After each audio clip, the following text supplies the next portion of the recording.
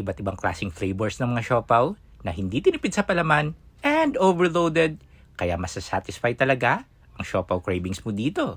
Excited na ba kayong malaman kung saan ito? Let's go! Ngayong araw, ang ating travel and food destination ay kilalang mall dito sa Bacolod dahil sa mga murang bilihin. Welcome to 888 Chinatown Square. Pero ano nga bang bago dito sa 888? Heto yung bago guys, ang trending na siopaw dahil ang palaman, siksik, liglig at umaapaw sa flavors. And the good thing is, maraming iba't ibang klaseng mga flavors to choose from. For as low as 75 pesos ay mabubusog ka na dahil malaki na ito at hindi tinipid sa palaman. Nakakagutom tingnan ng mga siopaw at excited na kung matikman ang iba't ibang klaseng mga flavors. Ang tanong, sulit nga ba ang siopaw na to?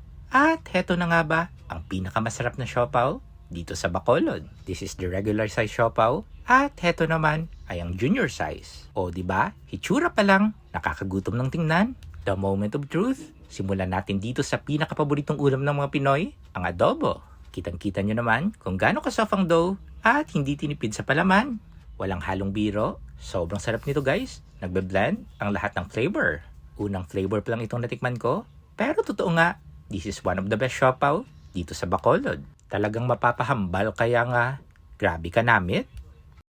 Combination of sweet and savory naman ang atake nitong teriyaki. And another Filipino favorite ay itong sisig. Literal na umaapaw sa palaman at yung chunks ng pork, ang lalaki at mas lalong lumebel up ang sarap kapag lagyan pa natin itong chili garlic oil. Lasang-lasa mo yung sisig in every bite. Day, isa pa ka bakit, Day? Abi ko masyata, kay may sisig na ho. So far, yung sisig flavor, yung pinakagusto ko. Pero heto talaga, ang pinaka-must try dito ay ang spicy pork rendang. Very creamy, spicy, at napakalasa. Kaya subukan nyo guys, napakasarap nito. Heto yung difference ng regular and junior. Kahit junior size lang, ganun din. Hindi tinipid sa filling. You can't go wrong with a classic asado siopaw. As in, lahat ng flavors na natikman ko, walang tapon at sobrang sarap guys. Something unique na flavor, hindi lang pala ito para sa sabaw, pwede rin sa siopaw. Bulalo for the win.